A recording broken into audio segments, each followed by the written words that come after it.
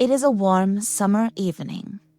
The sun is already low, but the air still holds the heat of a 90-degree day. Colors soften, the sky shifts between gold and pink.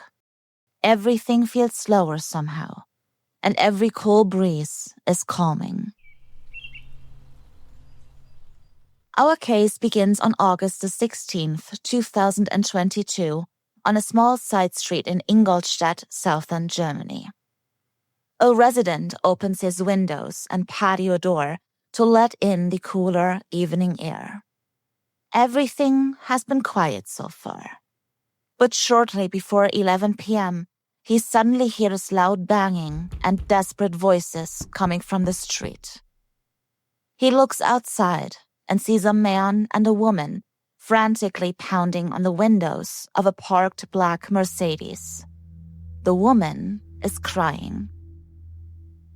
Moments later, the calm of the street is shattered by the sirens of an ambulance. The man and woman run toward the paramedics and explain what happened.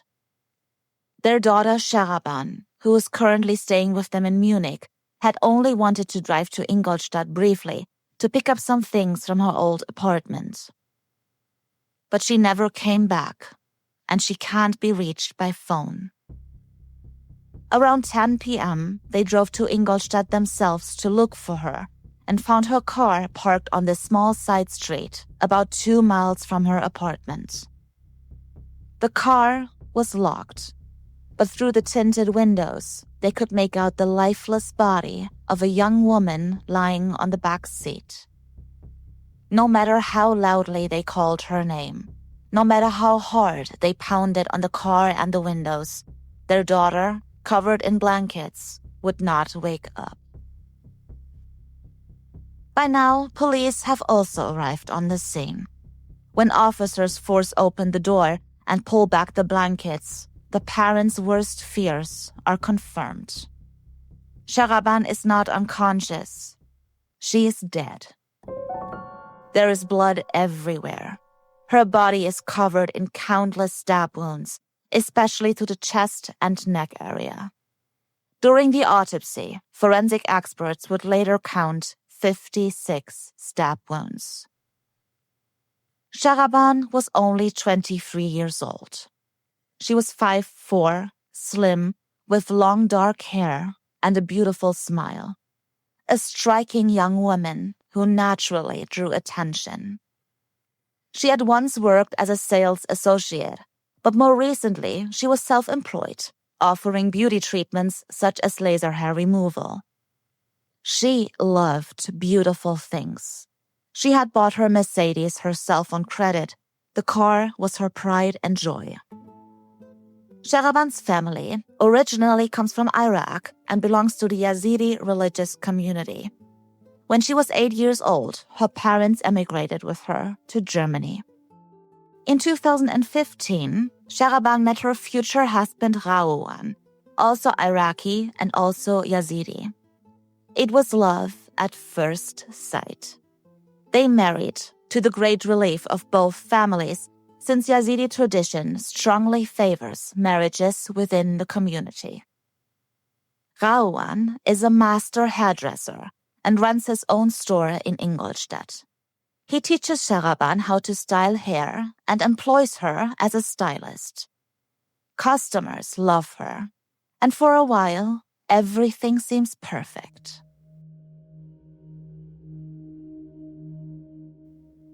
But shortly after the wedding, cracks begin to show. Arguments become more frequent and more intense. After especially bad fights, Sharaban sometimes disappears for days without any contact. She starts spending time with shady people, yet at the same time becomes pathologically jealous.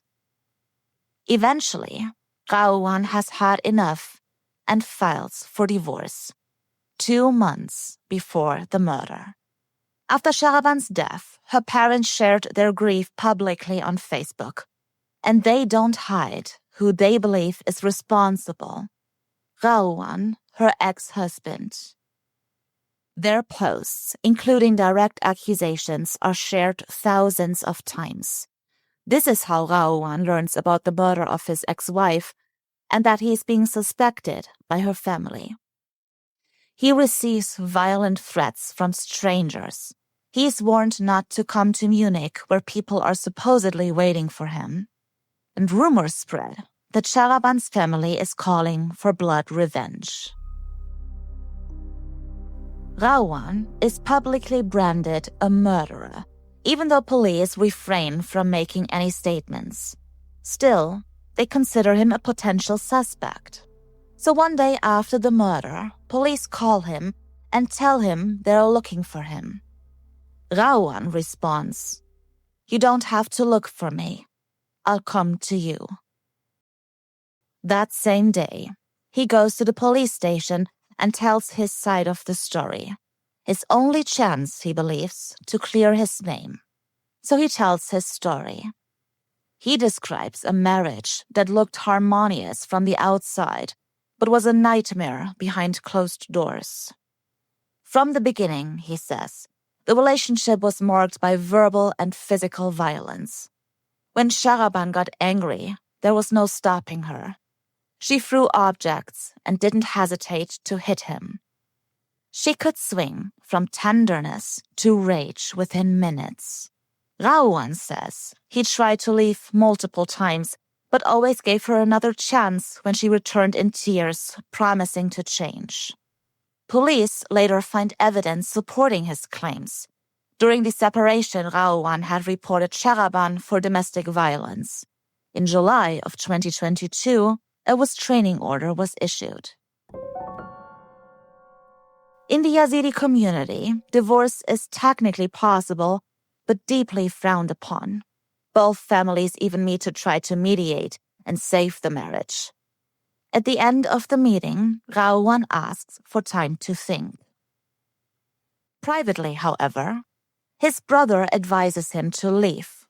He has witnessed Sharaban's violent outbursts himself, and deep down, Raowan already knows that there is no going back.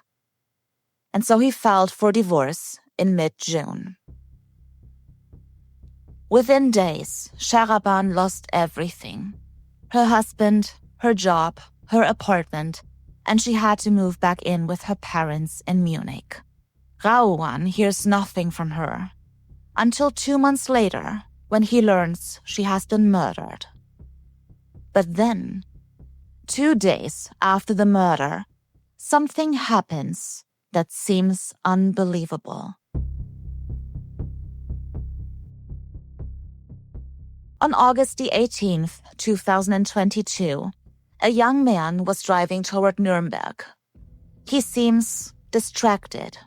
He can't stop thinking about a woman he knew, more an acquaintance than a close friend, who was supposedly found brutally murdered with 56 stab wounds just 2 days earlier.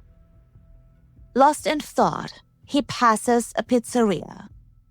And suddenly, he looks out the window to his left and locks eyes with a young woman standing outside.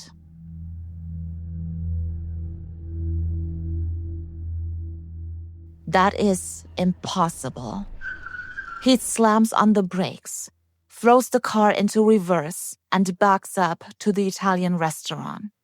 He gets out and walks straight toward this woman. And yes, it is her.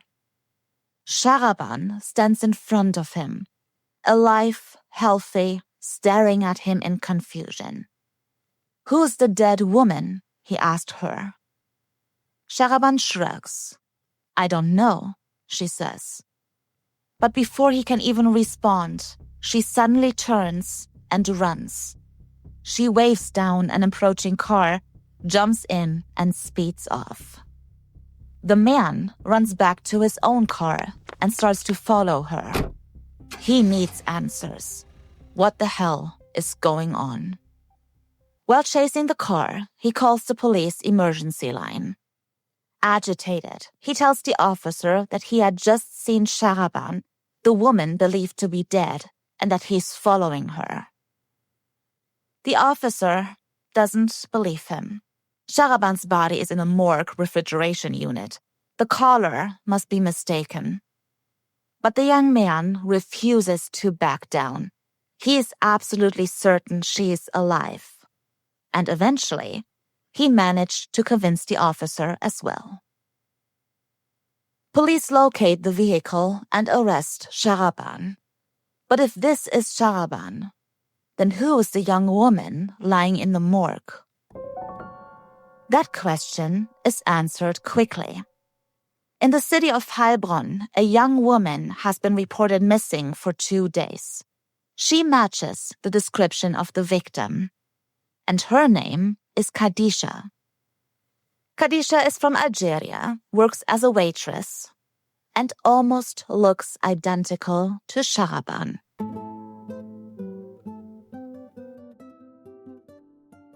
One week earlier.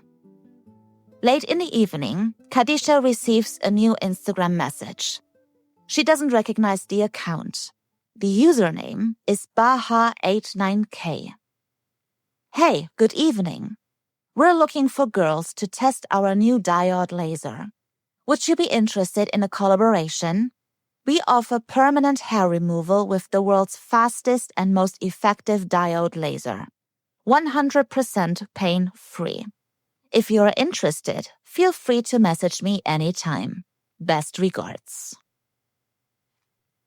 Khadija hesitates. The offer sounds tempting, but also strange. She doesn't even know this person, and her own account doesn't have many followers. So why her? But 2 days later, she replied, I am interested. Khadija and Baha agreed to meet on Tuesday, August the 16th after work. Baha even offers to pick her up at home. Khadija is skeptical again until Baha sends a voice message. And hearing a young female voice is reassuring. Still, Khadija tells her friends about the meeting and shares her live location with them, just in case. That afternoon, a black Mercedes pulls up in front of Khadija's house. A young woman with long dark hair is driving. The rear side windows are tinted. Khadija doesn't immediately notice that someone else is in the car when she sits down in the passenger seat. In the back sits a young man with short dark hair, a beard, and a muscular build. Baha introduces him as her boyfriend, Shekir. Khadija feels uneasy, but she stays and activates her live location. And the three drive off together. As Sharaban is still being handcuffed, she insists she's not the murderer. Shekir is the one who killed Khadija, and a warrant is issued for him as well. The trial begins on January the 16th, 2024, already being called the trial of the year. Journalists from Germany, France, the United States of America, and even Taiwan fill the courtroom. Everyone wants to know what really happened and why. Prosecutors argue that after the separation and losing everything, Sharaban hit rock bottom. At first, her thoughts revolved around revenge. Revenge against the person she blamed for her downfall, Raowan's brother. She allegedly offered an acquaintance $10,000 to get rid of him, paying $5,000 up front and sending detailed instructions via voice message. The plan? Kidnap him, drug him until he loses consciousness, dress him in swim trunks, drive him to a lake, and stage the whole thing as an accident. This voice message is later played in court. But the acquaintance never follows through. He disappears with the money. Sharaban demands it back and threatens him, but never sees a penny again. Ironically, he was later convicted of fraud for taking the money without acting. Plan A has failed. So Sharaban devises a new plan. If she can't get revenge, she'll start a new life, completely from scratch, one without her family, whom she sees as a burden. Family dynamics and Yazidi beliefs become central issues at trial. Her parents refuse to testify. Her sister and aunt describe a loving family relationship. Her parents even hired 2 additional high-profile defense attorneys for her and attended nearly every court session. Friends, however, testify that Shehraban often felt controlled and trapped by her family. Chat messages to Shekir include lines like, "I am not allowed to go out today." And after the divorce, she was forced to move back into what she felt were her parents' claws. Messages read aloud in court show her desperation. She was at rock bottom. She had to fight her way back. She would do something crazy. No one would ever dare mess with her again. And slowly, a new plan takes shape. People would believe she was dead. Then she could disappear and start over, free and anonymous. Maybe her ex-husband would even be blamed for the murder. But she needed 2 things: someone who looked like her and a partner in crime. And that's where Shekir comes in. Shehraban met Shekir at a party just months before the murder.